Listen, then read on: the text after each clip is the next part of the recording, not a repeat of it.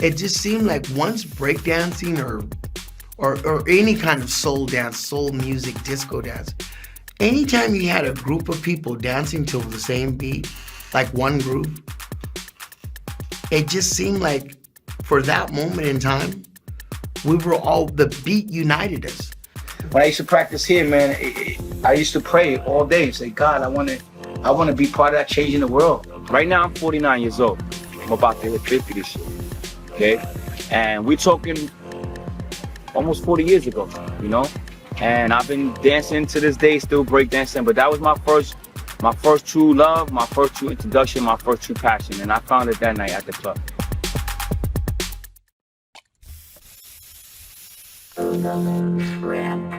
Please report to the dance floor. The little kids, they really looked up to Boogaloo Shrimp.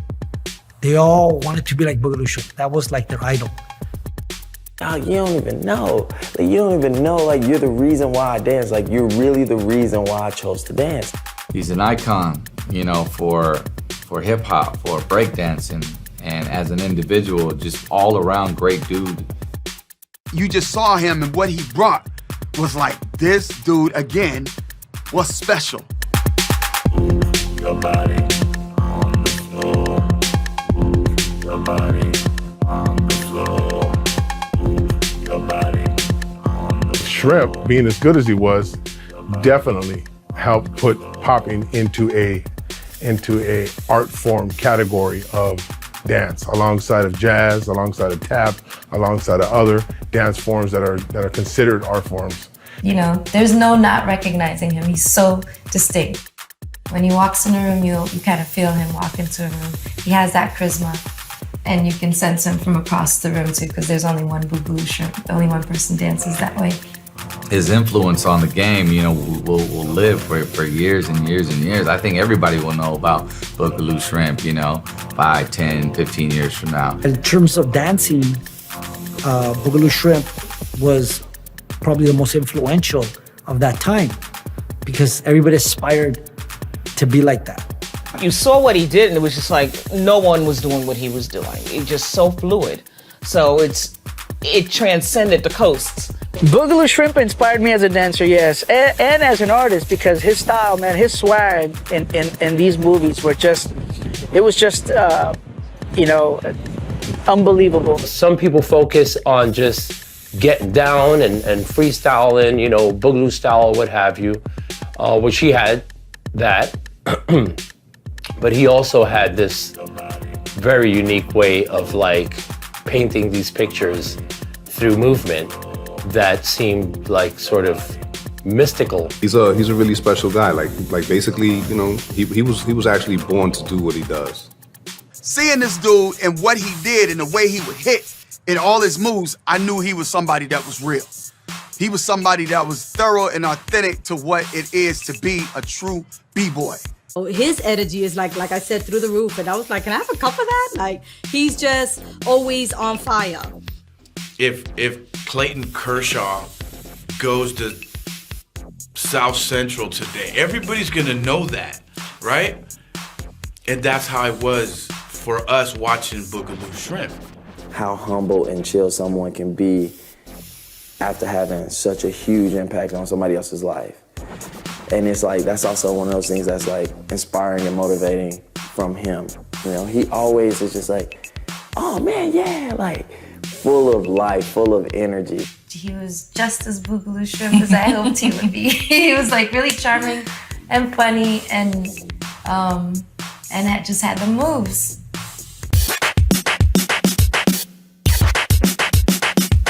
The Broomstein is classic. Classic, man. His scene is legendary. That whole scene is all just a legendary scene, just in general. You know, and so many people try to duplicate it now, even off the Instagram and the social media areas. And even if anything comes up about the 80s, that one particular moment in time gets always frozen, where everybody always tries to do it. It's like the moonwalk when they watched Michael Jackson do it for the first time. I think it was that broom thing, the moonwalk. The moonwalk and... Yeah, him going backwards, being creative and doing the Bugs Bunny. He's got like many talents. So I think the moonwalk and the broom sweeping was probably the. What do you think? I think it was the broom. It was the broom. The whole broom sequence. Yeah. Oh my God. That's the iconic. I mean, you just go to clubs and whenever they're honoring him or they're just talking about breakdancers, they will show that scene. And it's that whole cleaning and the sweeping and that whole broom sequence from breaking. That's phenomenal. Stop it, man. We talking about the move, the broom routine, man.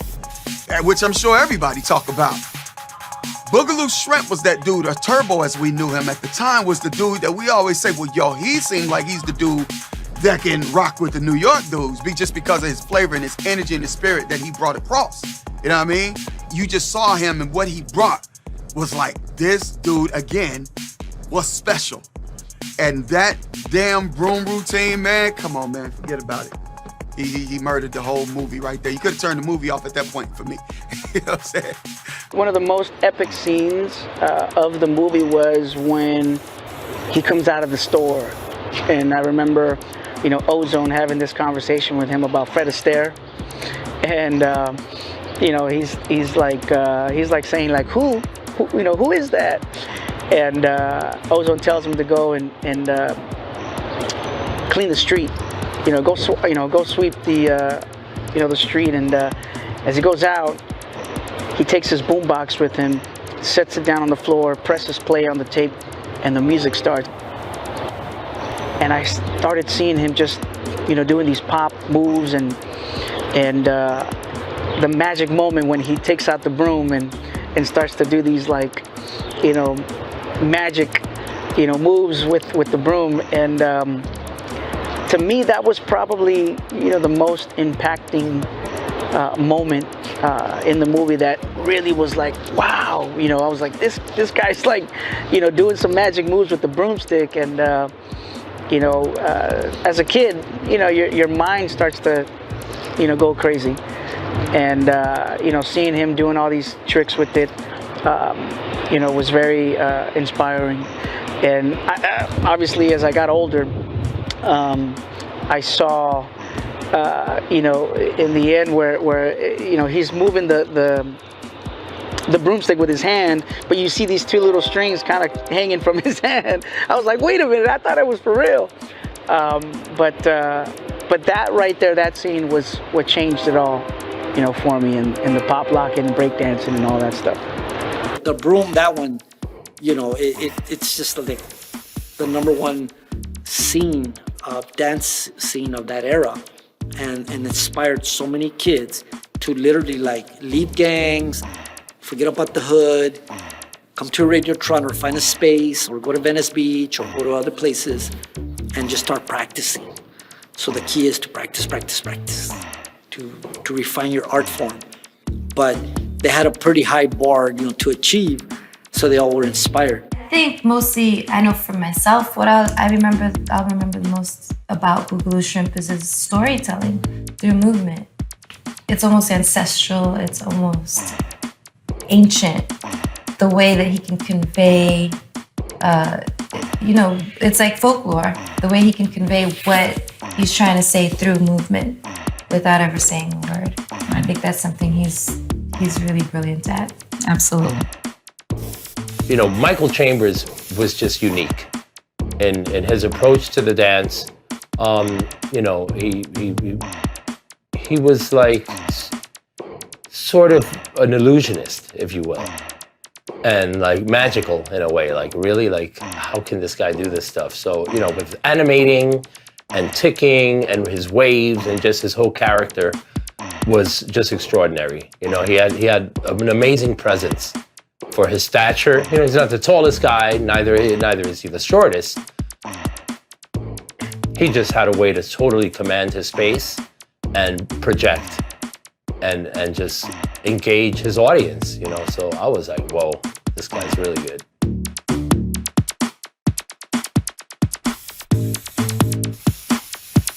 In the broom scene, when we were filming, it was on our off time during rehearsals at Debbie Reynolds' studio. I just happened to be balancing a broom on my finger as the producers and directors were talking. And I was just messing around, just doing a few moves, but I was balancing the broom on my finger, and all of a sudden everybody stopped talking. They were looking at me. I was like, what am I doing? They're like, no. So now the director and them, they came to me and they said, you know what, can you do that same thing, something with the broom standing upright? I'm like, well, so I just kind of like, it was a brand new broom, and I just put it there, and believe it or not, when I moved my hand, because the bristles were so strong, it stood. Right away, they're like, okay, they started building it. So they're thinking in terms of camera and edit, you know, see? Next thing I know, they got a prop guy to get a drill bit. So halfway in the middle center of the broom, they did a drill bit, and they got fishing string, put it through there so it was clear enough so you could see. So it was a really cheap prop. So then they go, okay, so just improvise your thing and see what you could play with it. So as they're playing with it, they were doing that camera thing where they could sit, and they said, that's it. Next thing I know, I'm like, okay, I'm only 16. What was happening was, it was so fast, they just said, okay, look, we're gonna put the music on, just dance, don't worry about us. So I just did my thing, but what they were doing was they do each take, they just said, just put the music on. He doesn't know what's going on. He's gonna be so involved in doing his improv. We're just gonna get all these great angles. If they had told me, okay, 5, 6, 7, 8 to try to choreograph it, it wouldn't have been as the same. But what they did was say, okay, you know what? Just sit back, get your cameras in position. When we hit that button on play, he's gonna rip it, and you just get camera A, B away, and just, we're gonna get cool edits. That's why you have some tight shots, wide shots, gorilla shots, because they were all over me, and they were, and it came out the way that it is, without CGI.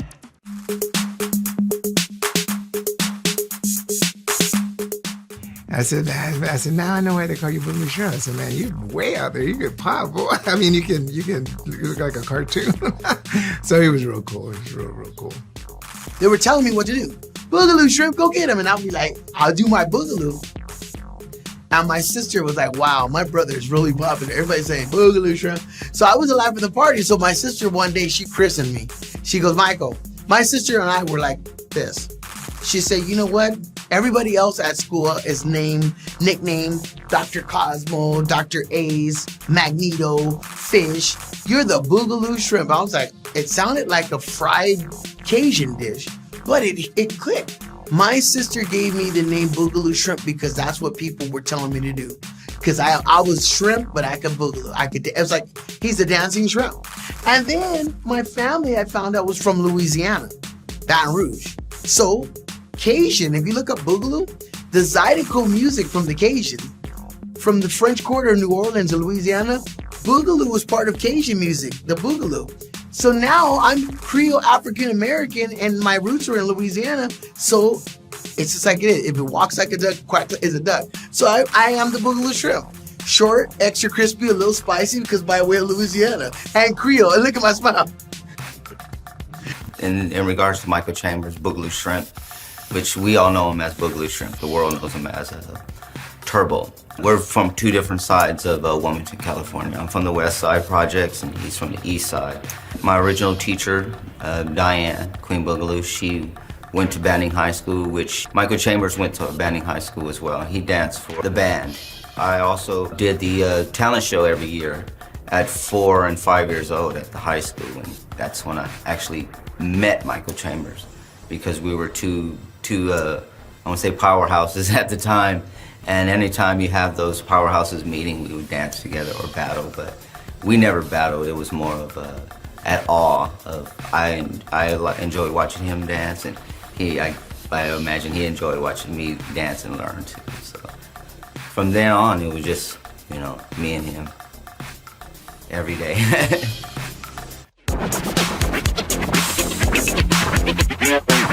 Yeah, I got addicted to the showbiz bug, and it started in school. We lived miles away from Hollywood in the studios, and we didn't even, back then you just had like a Yellow Pages, but there wasn't like all the big agencies, right?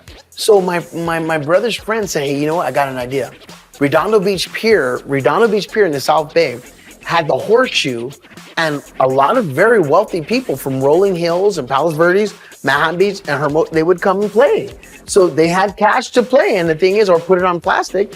And the thing is, I just started, my friend said, you know what, get your little boombox, Just do the best rendition of whatever move that you want and see what happens. Maybe somebody will discover you. So I rehearsed a couple songs, and it's like I had to deliver myself up. If I bombed, I needed to pack up and head, and get out. But what happened was something wonderful. I just went into my little artistic bubble and I put my tunes on.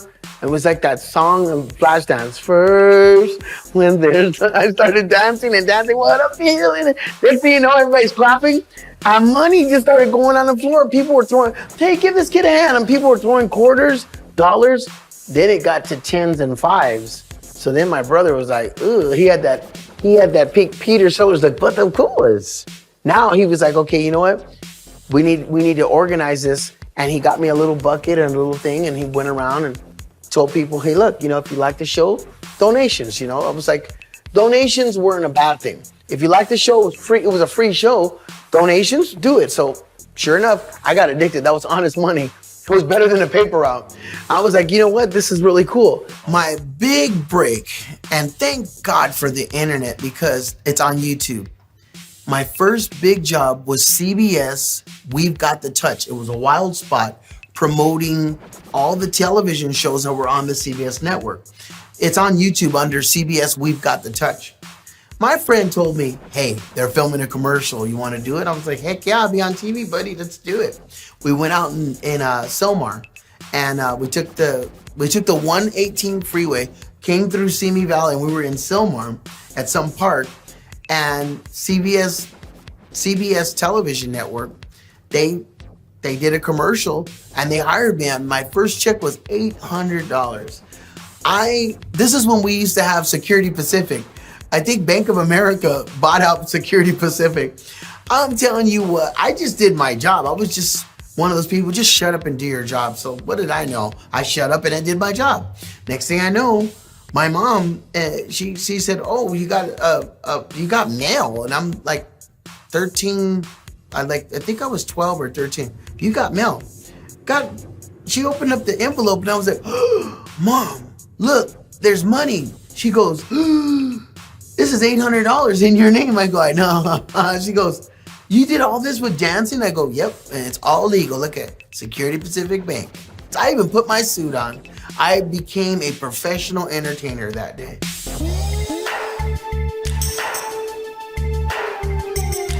I have a choice. Either I let them go out there in the street and take their chances, or I take my chances and allow them to be in here. My involvement in Radiotron was to open a space for art and culture for the kids in the community. I opened an office to develop a performing arts academy. So Mr. Huntsberger, or Jack as we lovingly called him, Jack said, hey, I got a little theater in the back. It'd be perfect for you. He goes, but one thing, there's a club called Radio. We said, get rid of them. They meet there every Friday at 11, from 11 to 5 in the morning. So I said, okay. So I went over there on Friday at 11. And when I went in, it was amazing. It was like, that's where Boogaloo Shrimp and Iced Tea and The Glove and Poppers, Breakers, everybody, all ethnicities, all ages, all colors. There was a place where we would all congregate. It was ground zero hip hop called Radiotron. So Ice-T was like the master of ceremonies, He would welcome people and he'd be like, yo, he would do his rap spiel and introduce the stars of the club, Radiotron. So in Breaking and Entering, it was basically how the director, Topper Carew, who did the Martin Lawrence series, Topper Carew decided, okay, let's bring people who were not allowed into the club into what the club life is about. So the setup was Ice-T was the master of ceremonies, and he introduces Boogaloo Shrimp, who I was one of the club highlights because I was a popular dancer. So it was a really interesting scene because that was before Ice-T actually really blew up as a rapper. So we're looking at West Coast hip hop history right there.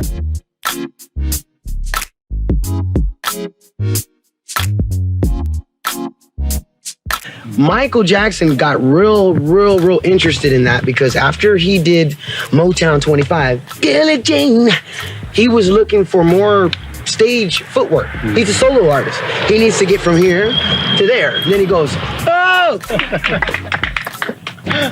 I love it. That's Michael. Yeah. But he got more interested in the robotics. See, Michael Jackson trivia, 1977, 76. He came out with, she could dancing, got the machine, let's get down, had to 2, 2, 2, 4, 3, bottom C, right? So he was doing the robot then.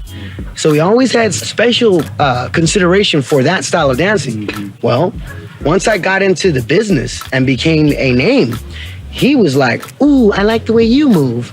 Cause this is the real moonwalk. This is the step that Michael really liked. Watch very closely. Yeah. I'm gonna do the audio. He's moonwalking. Apollo 13, NASA. We have a man that's just float on, and my name is Larry. From 1983, that was the first one. I have many different moonwalks to show him. Like most recently on the hit video on MTV, the group is Sugar Ray. The song is I Wanna Fly, Put Your Arms Around Me, Baby. I'm doing this thing called the bicycle. Kind of like Anthony. Look at Anthony's bike. Now look at me. He has a bike, I have one, but it's invisible. Here we go. There you go, a sports bottle. Take a drink. See it? Of course it's Gatorade. There it is. See the bike? Rolling. Keep them muscles rolling, rawhide. Oh! So Michael was like, wow, you're just really incredible. I'm like, thank you. Tend to have my good days.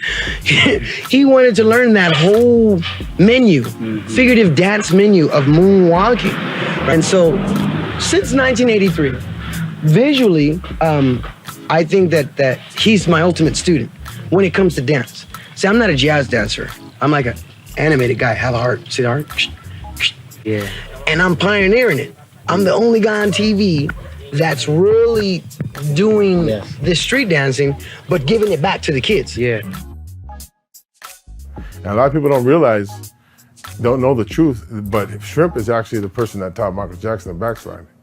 During those times, we used to get down to Hollywood and Highland all the time, and Hollywood took notice of it. So Hollywood sends down Channel 7, a news show called INLA, to Hollywood Boulevard to film these guys. And that footage is still all over. You can find it on YouTube now. A bunch of my old friends were there, Taco, Heckle and Jekyll, Shrimp, Chain Reaction. A lot of the OGs were getting down there that night in that circle. Cosmo, a bunch of people. And Shrimp does this crazy backslide, man, and just blew everybody out of the water with that.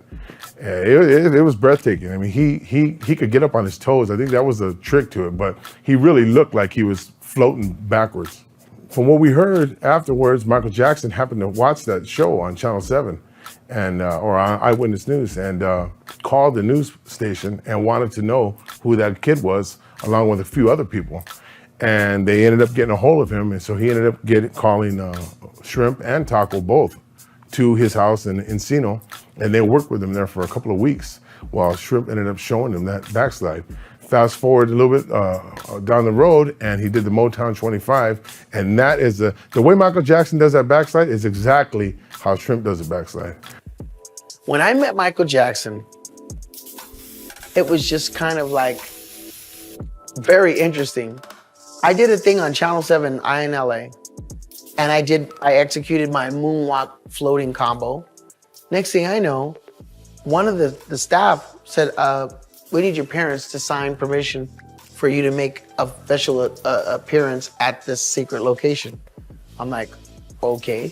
So they signed a thing, and these people brought me. Next thing I know, I was at Havenhurst in Encino. Now there's Catherine, there's Joe, there's Reby, there's Janet, there's Tito, Marlon, and Jermaine. Everybody was there, and Katie was cooking. And Michael Jackson had a dance studio right behind his kitchen area. It was like right there. So we show up, and the guards made sure that we didn't have any cameras or whatever. We get inside, me and a friend, Bruno Falcon, Pop and Taco. We go in the Jackson compound, and Michael's like, okay, everybody, he's the master, saying, get ready, because they have never seen anybody like us. You got to remember, the Jacksons were already famous So they were privy to anything that was industry related. Where they found us was on Hollywood Boulevard. So we just went from the streets to the stage like that. Michael said, get ready. So now they're like, what? Michael Jackson had a little stereo in his studio. He goes, Shrimp, Bruno, commence. Boom. He put a song on. Bam, I'm doing my thing. Da, da, da, da, da, da. And everybody's like this. Janet and everybody's like, and Joe's like, he looks at us, he looks at them, he pulls Michael aside, and he whispered, I know what he whispered. You better practice with this guy because they're just kids. It's very true. Meaning, not just the fact that they were kids, but we were green. We didn't have an agent. We didn't have no representation. So Joe was like, Michael, get with them because we were the hottest thing. And there was no holds bar. Practice with them. So sure enough, next thing I know, when Michael's schedule permitted it, they called me to practice with him for his solos. But the other guy was for the routine. See, my friend Bruno Falcon, he had already had 4 years, he's 4 years older than me. So what happened, he had been practicing doing popping routines. He knew the lines to put a whole group together and the counts. I was a soloist. So Michael was like, okay. So Michael was very smart. He used this guy for the popping choreography, but then he used me for just, it's almost like if you spar with somebody like Tito Ortiz or Hoist Gracie, you're gonna get good, right? So the thing is, me and Michael were going one-on-one and the rest is history. I mean, he like literally changed my life without even saying a lot. We were just buddies. He was like, can we practice? Sure. All right, let's go. And the thing is, we would just put the music on, okay, and he'd be like, do it again, again. I was like, we had these jam sessions and they continued as long as his schedule permitted it. But it was only until, I'd say 1989. That's when he changed my life in the sense of giving me respectability in the business as opposed to just a break dancer or some street guy. Michael Jackson wrote the song Do the Bartman. Everybody, if you can do Bart Simpson had a music video and a song for The Simpsons, Sing the Blues. And it was the album, The Simpsons Sing the Blues, and Bart Simpson had a song, Do the Bartman. Well, Michael Jackson wrote the song. So he asked me to help choreograph the steps for the animated thing. When he asked me to do that, I had a more mature Michael because he realized in 1989, I needed to get credit.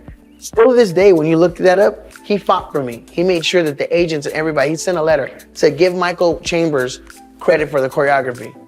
All those years I had been working, standing in the shadow. I was in his shadows, but it wasn't a bad place because you know what? I think anybody just being able to hang out with the Elvis of their generation, it's kind of cool, right?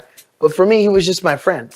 So the thing is, as we worked out, he realized, okay, now this needs to kind of turn into you actually getting credit. I didn't know really anything about that, but he literally sent a letter and made sure Gracie Films and that growing staff knew he's doing the music, but Michael Chambers is doing the choreography. So then, you know what? To looking back on that credit, I really respect him because there's always been this mistake. Who taught Michael Jackson? You did it. Most people, when it comes to Michael Jackson, Jeffrey Daniels. They'll say, oh, I heard somewhere, Jeffrey Daniels from Shalimar. That's what I heard. Well, check this out. Jeffrey Daniels from Shalimar, he was a singer. If you really look at just what people are saying that he taught him a moonwalk, where are the moonwalk videos and where are the hip hop dance schools with his name? Moonwalk is just one step, but the hip hop element, there's popping. Look at the Jabberwockers. There's a whole bunch of other movements that comprise the art form. That's almost saying, you know what, you're a master of Taekwondo. If you got just one punch, where's your belt? Where's the championships? Where's the other movements? Just because you can kick doesn't mean you can't do all this. Same thing with dance. And unfortunately, there was nobody policing when Jeffrey Daniels and other people put that out there that he taught Michael Jackson the moonwalk. There was nobody saying, okay, no, that's not true. Da, da, da, da. We didn't have lawyers. We didn't have people going and policing that. Matter of fact, if you really look at the years, 1983, I was on a world tour with Lionel Richie. Lionel Richie at the end of that tour wrote, "We Are the World" with Michael Jackson. So that was like a domino. Right after We Are the World, I did breaking and became Turbo. Right after breaking, I did Electric Boogaloo. So that put me as a actor kind of like, it put me in a different league. So the thing is, I didn't really care because we all knew what we knew. Michael Jackson at that time went on to stardom as an artist, and I went on very happily being Turbo. And we didn't cross the streams like Ghostbusters. But yet later on, people like started cashing in on credit. Well, I did this. And the thing is, for me, that was kind of like a thorn in my side for a very minute period of my life, because a lot of people were not there when we were working out.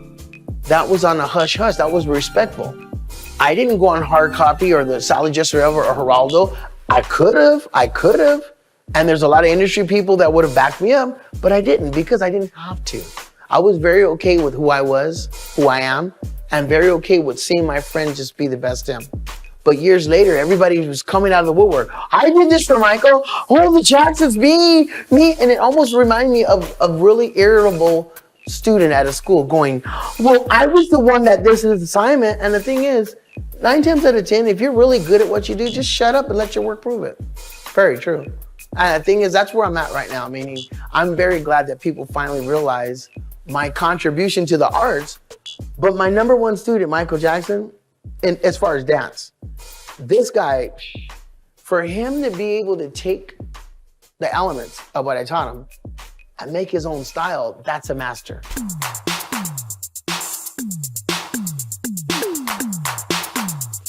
Breaking is a shortened term that sold the movie. When people came into this consciousness of the art form, that was a universal term that people, when they sold a product, the kid's breaking. People understood, okay, he's breaking or break dancing. So breaking was the title of the movie because people were like, he's breaking. They tried to make it hip. Instead of break dancing, he's breaking. So breaking was more of a sales ploy to get people to go, okay, they're gonna do some dancing, Mom. This is gonna be a good show. Let's not forget, Breaking 1 or 2 was the only street dance movies, even today they still haven't done this, that actually used real street kids and street dancers as the actors. Usually it's something else, like all the step-up movies, it's always the white kids slumming in the ghetto neighborhoods, and then you get a taste of that, but it's never the actors in the lead roles that are doing that. And Breaking, not even Beat Street. Beat Street wasn't like that. They had real actors, and they had real dancers, but the dancers weren't the actors. And Breaking kind of fused that. And so it was a big deal to see a guy you knew that you might have been popping with or even against, a few months back, and all of a sudden you go to the show and you're seeing him there on the big screen and getting down. That was a huge big deal for all of us, to see. Or to see ourselves up there. Oh my God, man, of course, was the movie Breaking. I seen the movie Breaking, man. Of course, hip hop at that point in time was very exciting because it was new. It was something that was growing. And a lot of people still didn't respect the culture at the time. So he was definitely one of the groundbreakers of introducing the world to what we know now as hip hop. Yeah, I got together with Muggs, DJ Muggs. Of course, my brother was there. Be Real was there. Tomahawk Funk was there, Funk Dubious, and we all mobbed out. We ended up seeing the movie about 3 or 4 different times, First of all, the whole film, because it was like, wow, we have this element of what we're doing on the street on the big screen. So the whole movie was viable. It was just like crazy important to us all. But then, after you see it 2 or 3 times, you start really picking like, yo, when he did this and when he did that, The first time I saw Boogaloo Shrimp dance, we went to private school in Manhattan, and they took us on a field trip to go see the movie Breakin'. And for my brother and I, who were kids from Hollis, Queens, it was pretty cool to see just our culture represented that way. And as soon as he hit the screen, it was like this sort of like epiphany that this is what we wanted to do with the rest of our lives, is be just like Boogaloo Shrimp. We just could not get enough of him. And he really, he pops out of the screen. Yeah. He really is the one that's the most memorable. Everyone did an awesome job, but for us, you know, he looked like us, he felt like us, and that's who we really related to the most. Yeah, I mean, there's no denying the sequence where he was outside the bodega or whatever it was when he did all his gliding and his Cobra style popping. And Poppin' Taco was another cat. Like both of those dudes, it's like were just standouts. And especially the scene with the when he's sweeping the front. You know, it was incredible. It was like magic. It was like seeing that on the big screen. Seeing what you're doing in the United States of America on the street with cardboard, and now seeing it on the silver screen was incredible. Heck yeah, we were loving every minute of it, man. We were there, we were getting paid cash. You know, we were eating off a trailer, catering that they had there, rubbing elbows with Hollywood people. So it was fun for us. And me and my friends heard about this movie coming out, Breaking. And we didn't have no idea what we was going to go see. And we went to go see it, and it was one of the best things that's ever happened to me, because I already knew that I wanted to dance because of Michael Jackson, because of the Thriller video. But I never thought I was going to be doing it professionally. But after seeing that movie, how they brought b-boy and locking and jazz and ballet and modern all together in one movie. I mean, they just, and the director of the movie, I mean, he put this all together, and it was the first time you ever seen anything like this. I just wish that they would have made a lot more movies. Like, they could have made 10 movies, you know? And it's still possible. It's still possible, you know?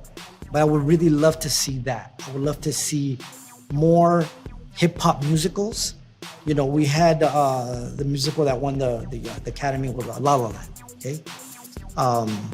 That was more of the genre of the old Hollywood movies. It was jazzy, you know? But I would really love to see contemporary musicals with the dance form and the music and the art. I guess I would have to say the second time we met. Now, we had no idea that we were going to be at the same place at the same time. And it was the premiere of Breakin', Electric Boogaloo in Manhattan. So, of course, you know, we got a special invite. And I'm standing, waiting to go into the theater. And they happened to bring Boogaloo Shrimp and Shabadoo out to address the crowd. And he's standing right in front of me, and like he sees me, I see him, and I'm like, you know, I know he's got to do his thing. So they had security or bodyguards. Now I'm literally at the front of the line, and you know, he says something to me. Hey, how you doing? I'll see you later. You know, blah blah blah. And security goes, all right, well, come on. And they grab me, and they're ushering me, and I'm going, what are they doing? He goes, just come on, sit near me. And I think that security thought I was her. Unless he told them, hey, get that girl, they just ushered me in, and my crew was like, where's Kim going? Because I went in the door with them and wound up getting to sit next to him watching the movie.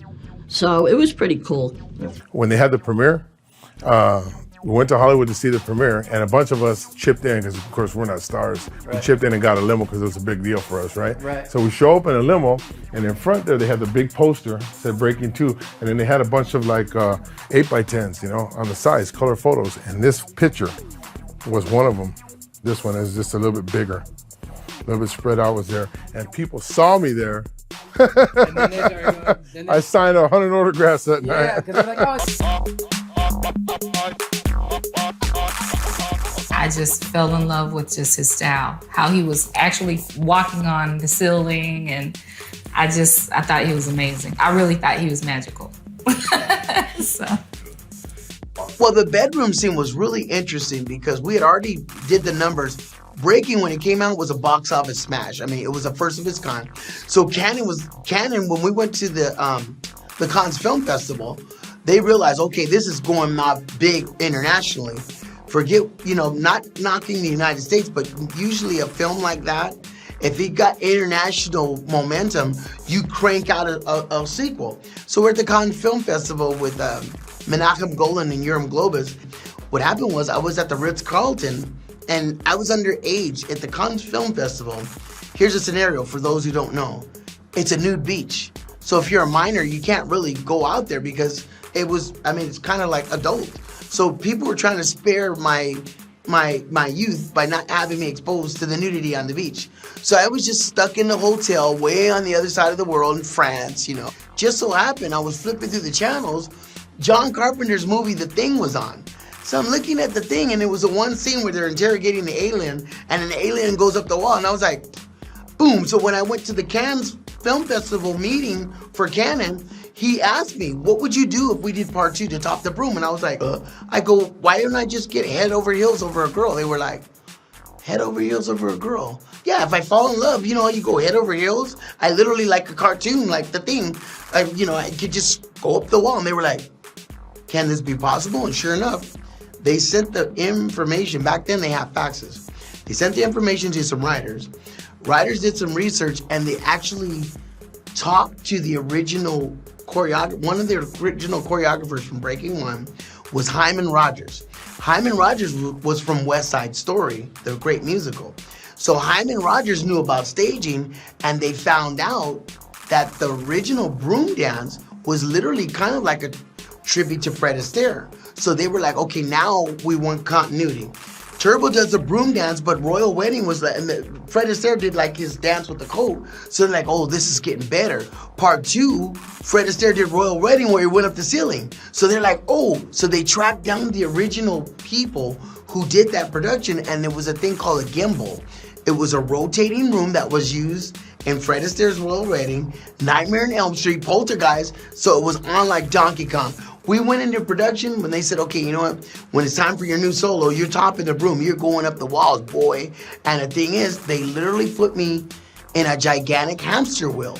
The thing was like a big hamster wheel. And as I moved, the machine, the room moved, and the camera guy was inside the room. So it gave you that optical illusion, and the rest is history.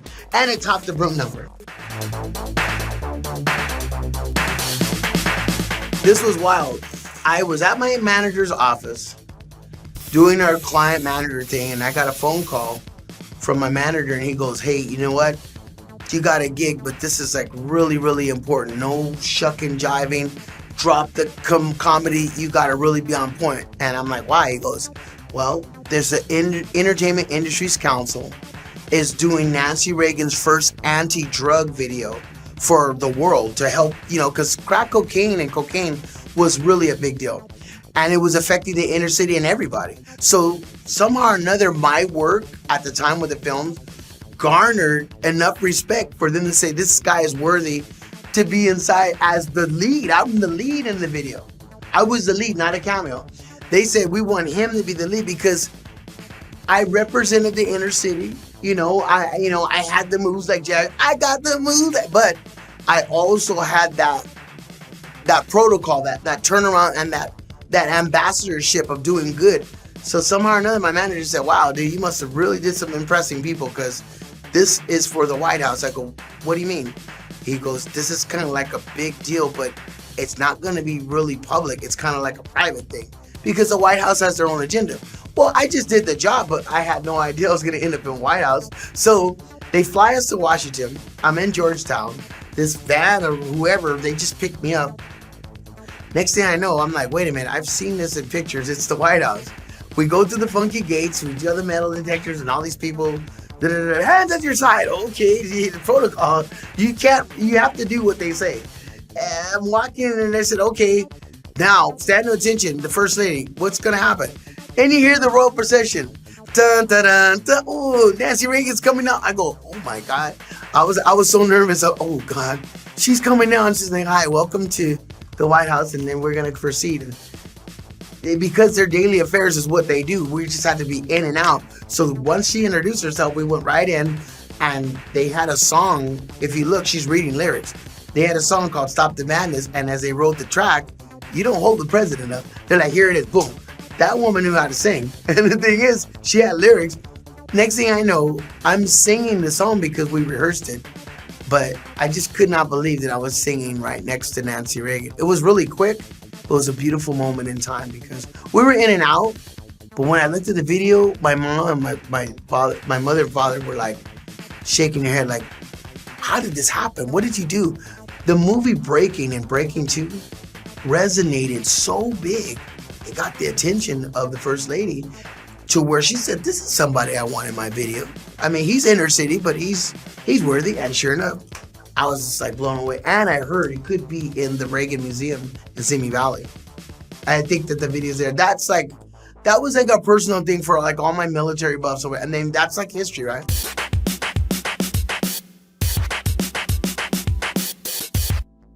I was on a 9-month world tour at 14 with the great Lionel Richie. I must have impressed so many people with that video. They said, Michael Chambers, you want to go on tour with us? Lionel Richie and his manager, Ken Cragen, signed me up for a 9-month world tour. And it gets better. At the end of the tour, the guy that I had met from a distance showed up at the concert, and it was Michael Jackson. Michael Jackson, we were performing at the Universal Amphitheater, Lionel Richie's All Night Long tour. And before the show started, me and Poppy Taco Bruno were like, who's this weird looking? There was a guy standing in the aisle. He looked like the Scarecrow from The Wizard of Oz. He had a funky hat on, bad teeth. I mean, he didn't have the mouthpiece, but he had a big afro and he had these glasses on. And he had a really cheap suit. He looked like a scarecrow. He's just there, but he didn't move. And we were like, who is that? And he had the smile and was like, and sure enough, he tipped his glasses and he was going like this, like backstage, don't say nothing. Because we were kids. We could have been like, he was like, He didn't want us to blow his cover. Turns out, right after the concert, we're backstage. You got to remember, here's the scenario. Lionel Richie is a Grammy Award-winning guy that year. 1984, he owned it. All Night Long won all kinds of awards. He was huge, bigger than life. So can you imagine the celebrities in his VIP? Linda Carter, all the greats, right? Rod Stewart, Stevie Nicks. I'm like this. It's him. Michael's like, hey guys. We're like, it's you. He's all, shh. He's all, don't say anything. We're like, can we get a picture? And sure enough, he came backstage, but he was just gonna kind of leave. The picture's golden. There's a really quick shot of Shabba-Doo, Poppin' Taco, Michael Jackson in disguise, and myself just before he left. That was life-changing because you gotta remember, the reason he was there is because he wrote We Are the World with Lionel. Lionel Richie was ending his tour, but during the tour, him and Michael were writing, There Comes a Time. That We Are the World was like kind of like a big deal. But Michael Jackson and Lionel wrote it. And the thing is like right after that night, he went in to record the video. The We Are the World video, Quincy Jones got everybody at the American Music Awards. After he did the show, they did the American Music Awards because everybody was in town. It just all went in ground zero. They did that video and it was just like, wow. When I grew up and as I was going through the motions, I just went through the motions, but as I got older and I look back, I was like, oh my God, I was like right there. I was like that little kid at the Apollo, all these greats from Motown were there, and all of a sudden I just kind of like have all their essence because I was ground zero of greatness. That was a really cool time. So that's the whole Lionel Richie and Michael story. I came up with a style called liquid animation. And the liquid was the real smooth part that you see dancers do with the animation of a robot. This was in like 1989.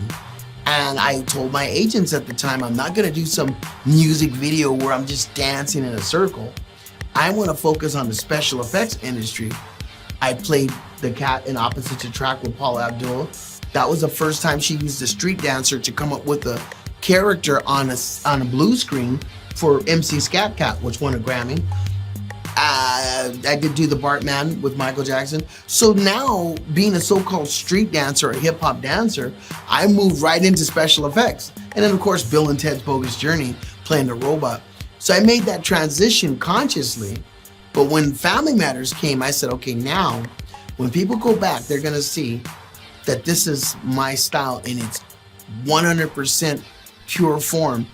Being in that robot suit, I was able to document my style. The biggest respect I still get from when people see the Urkelbot is that I look real. People see that robot Steve Urkel and go, man, that looks real. If you look at the moves that I'm doing, Turbo kind of grew up to be a master of animation because my hits and my precision, I had been working through all the 80s on just precision, bam, bam, all my points, everything. And my robot was kind of like more advanced than most. So I was able to work with the great Dom DeLuise for one season of his run on the Dom DeLuise show. That was like, that's Hollywood greatness. Dom DeLuise's manager was Greg Garrison, who ran the Rat Pack. So the thing is, it was like a family coming together. That was kind of huge. I was a pizza guy. Yeah, well, Michael DeLuise, Peter DeLuise, all of Dom DeLuise's kids, they pretty much came to the show, but I was the pizza delivery guy. Dom DeLuise ran a barbershop, and every episode he had a guest celebrity coming in, like who's next? So I kind of like saw great people like George Papard, Burt Reynolds, I mean some really big people that were his. Dom DeLuise kind of was like old Hollywood, but the best Hollywood. So the thing is, he had a lot of favors from a lot of friends. I was very honored to work and be in the same set as some of those great people. That was like really cool. It just got like a little bit overwhelming. So I just kind of like backed away, and I wanted to just kind of like move and just get away and just kind of go underground. And I think that's why that song, I wear my sunglasses at night. The thing is, when you don't want people to know who you are, when you don't want to be on, you kind of go incognito, you know? And so I just got used to that because I didn't want to be known all the time. Some people get off on that. Look at me, I don't. The thing is, I'm very okay with who I am. And when I want that attention, it's for the fee that's paid to me or for the right purpose. But when I don't, I'm just an average guy. And I think that that's why I chose not to live in Hollywood or in those areas where everything's just on, because I wanted to be able to just say, okay, you know, I want to turn this off. I don't need that light, you know? And so for me, yeah, those years after the films, and especially being young, it was a mental thing. I was like, wow. And then too, I had to cut off a lot of people that I thought were my friends, because now I was the cool guy that had money because I had a good job. I didn't have any obligations. I was still under 21. So people were like, hey dude, you know, I have my own car. Can I catch a ride with you? And then now it was the guy that they could hang out for bragging rights or people. I had to really be careful because now people are like, dude, Michael's so cool. Let's just kind of like see what's up with him, you know? The thing is, I've learned to put the Turbo and the Boogaloo Shrimp, my brand, in a nice little place. And just during the day, I'm Michael. It's almost like Clark Kent and Superman or Bruce Wayne and Batman. I learned a lot by being famous at such a young age.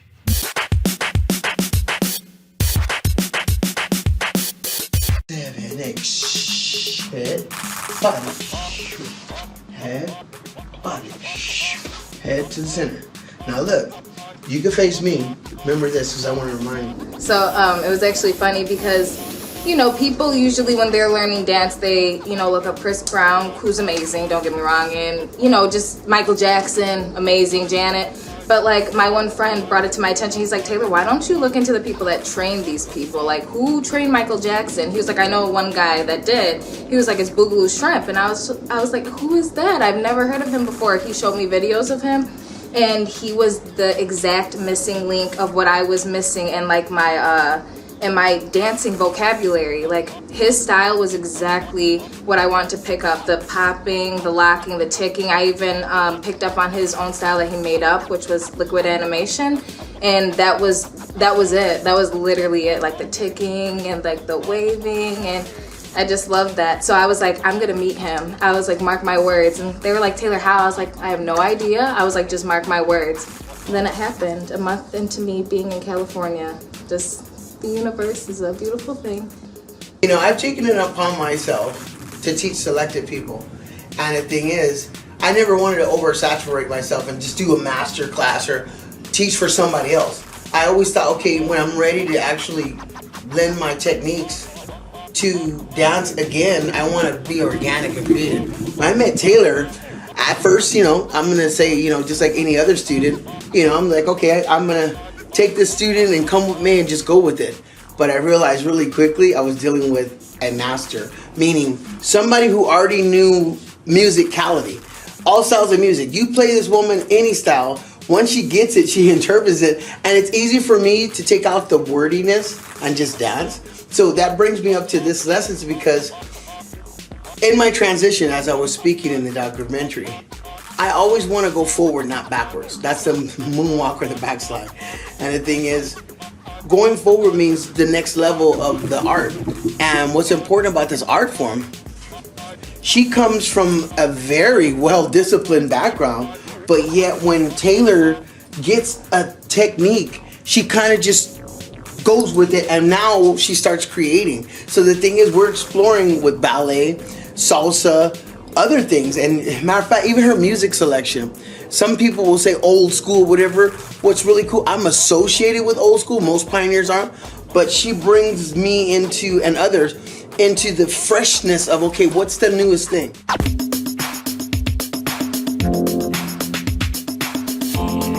After breaking, there's been this question, and it still resonates. Whatever happened to Turbo? What was he doing? Huh? Well, nobody really was dancing, so I had to go where the work was. Sure enough, if you look at the film, I was wearing the Rising Sun bandana in Godzilla. So Asia, Japan had always been good to me, because I had been going to Japan and actually promoting that I'm at peace and in harmony with Japanese culture with the stuff that I was wearing. So when the work got dry in the United States, I had to go where I had to go. So I found myself teaching my methods in Japan in like 1980, I'd say like 87. 87 was the first time that I went there on a teaching tour, you know, to Osaka, Tokyo, Fukuoka.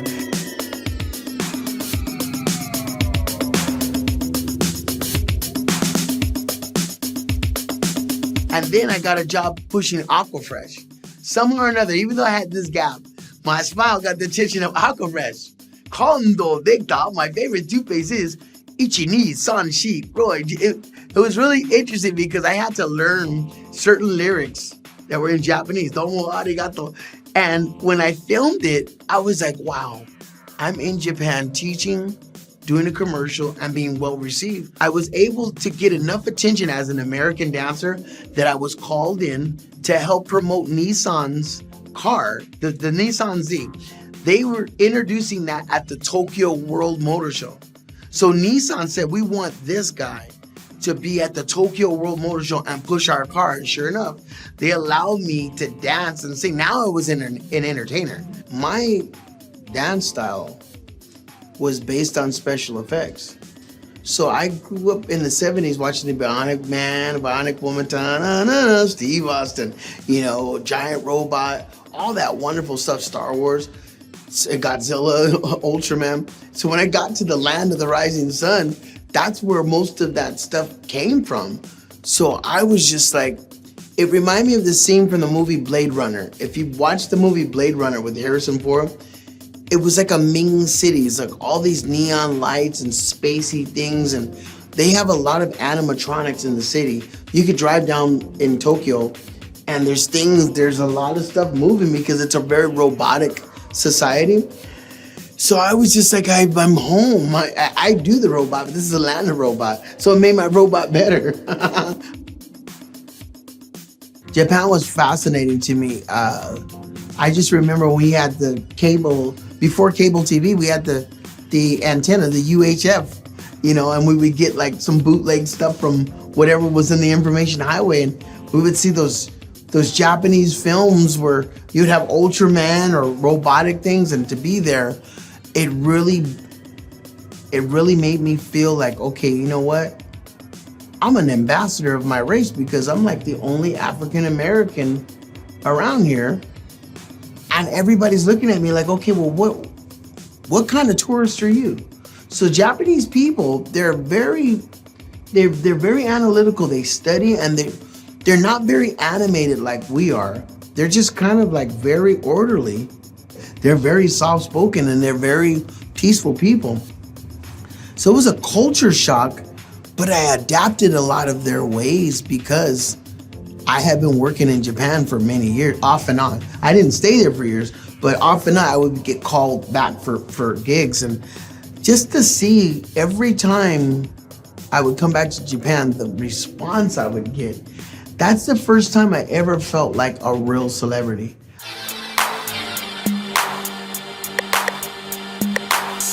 So my brother was getting ready, and I'm watching my brother like, wow, man, this is really cool. My brother's like, you know, he's a ladies guy, right?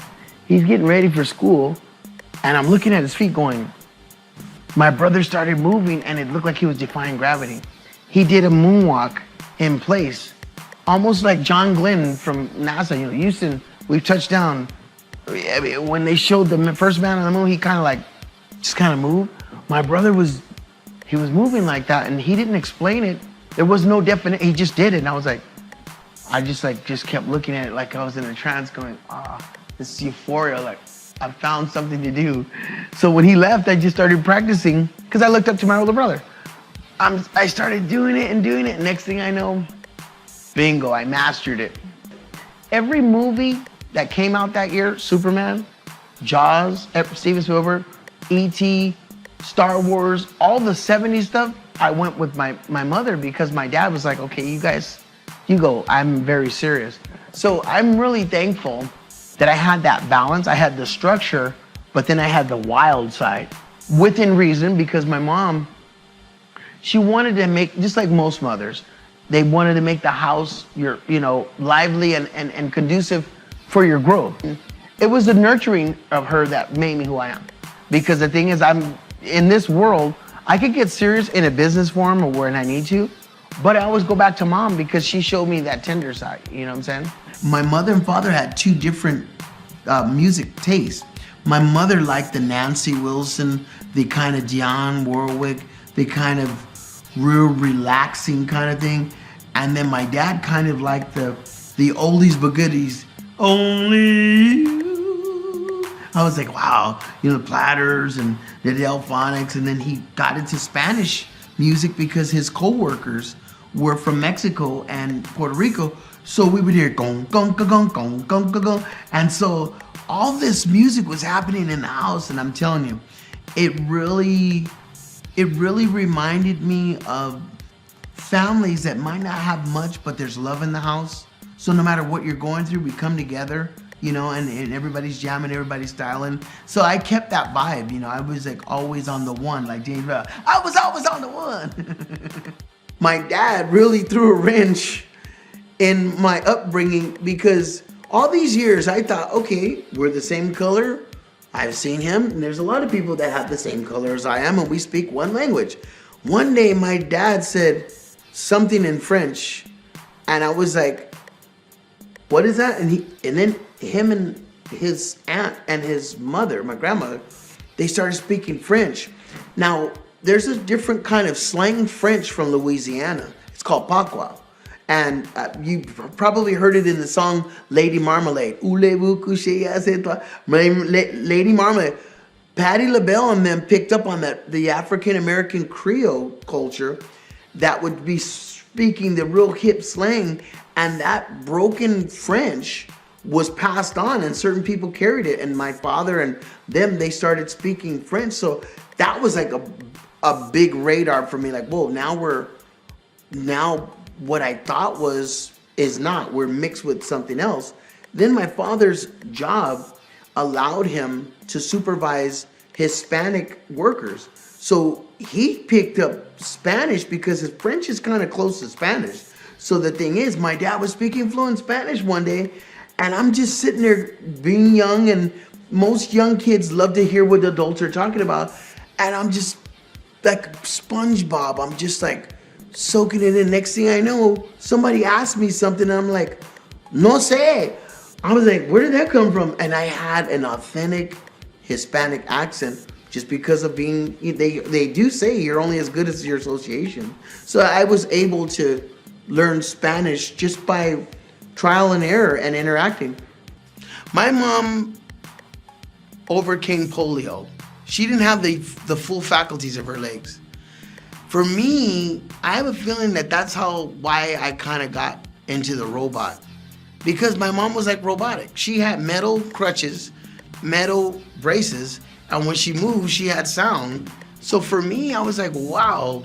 I mean, I actually robot, but I didn't see my mom as different. I was like, wow, I got a superhero for mom. She was like Dr. Xavier. She's like You know, it was weird. I guess mentally there was some correlation with her handicap, her disability, and all that metal.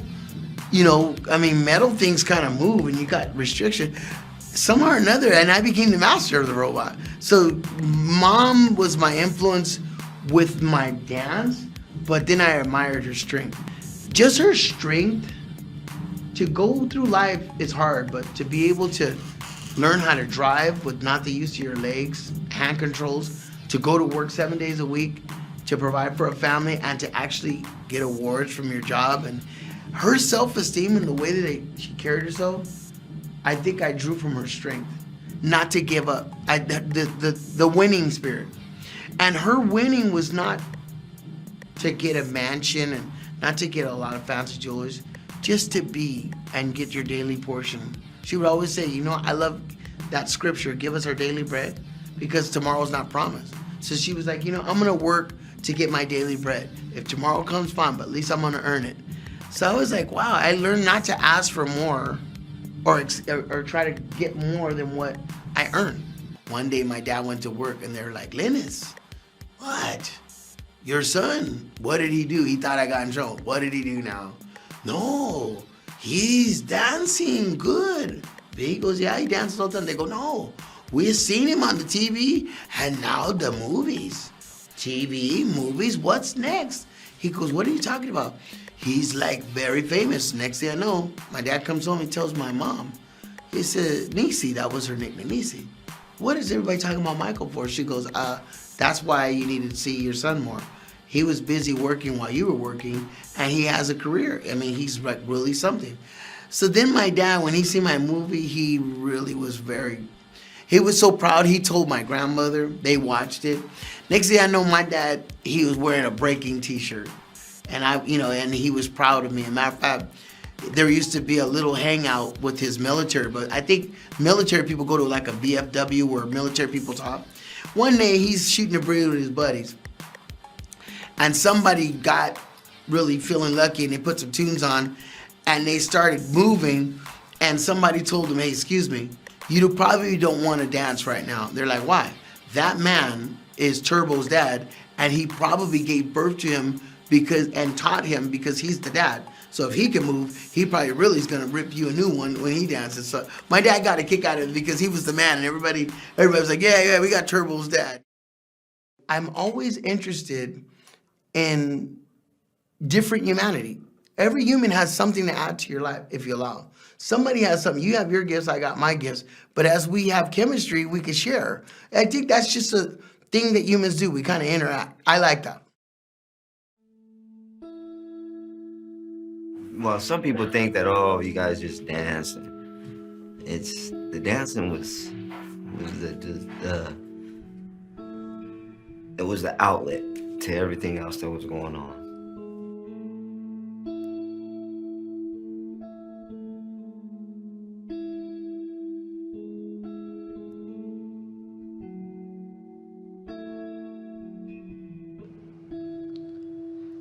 I would visit a lot, and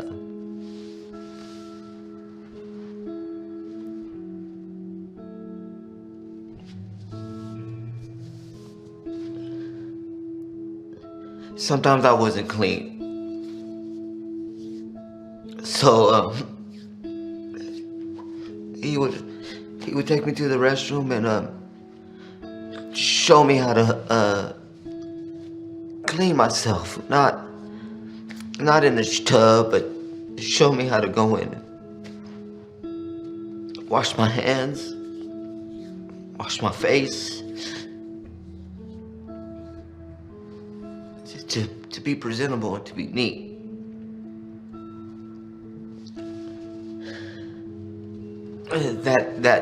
That's what I want to say. I deep.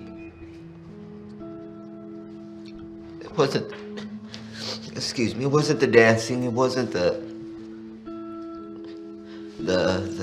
opportunities to go out and make money and to feed myself and my family. It was him just being a brother, a real brother, not to show me how to take care of myself.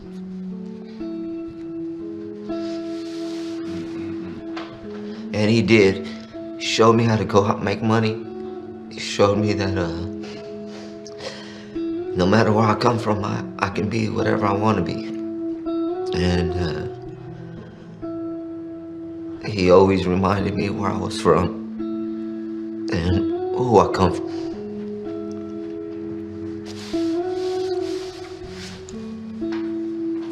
Yeah.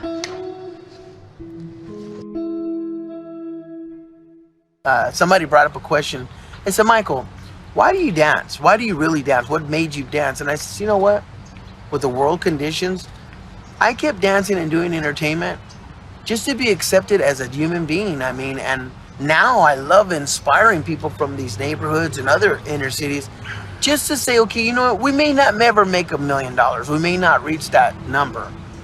But if you can have $1 million personality, then it's worth more than money, because that's what you'll leave on this earth, and that's the impression that you'll give for somebody else who may not be having the opportunities you have. I want to make sure that I give a fair chance to the next African American or the next inner city guy who may not have the Prada or the Calvin Klein or the latest thing, but just wants to be accepted and a chance. You know what I'm saying? And I really thank the people from the well-to-do suburbs for seeing something in me at a young age. Something instead of just the streets. People were always saying, you know what, you got to do something with your talent. You know, you got something. It stuck in my mind, and I could have made a life, you know, that succumbed to the streets or joining a gang or doing something else that other people were doing at the time. But you know what? That whole thing about being accepted was really enticing. I think everybody wants to be socially accepted. And I found my niche, and it's a beautiful blessing. I'm really thankful to be able to see how not just the dance has grown, hip-hop is breakdancing and popping has grown, but just the arts. You could be any color or any ethnicity as long as you have respect with your skill. For your common man, the doors will open.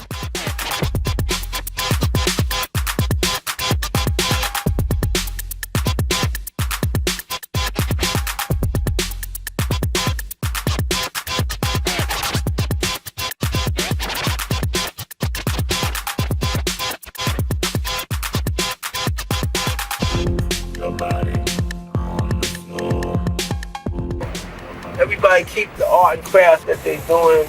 Anything that keeps you out of trouble. Never follow a crowd. You know, make your own decisions and do what you like to do. Make sure it's prosperous and creative so that you can feel good about it. It's the music.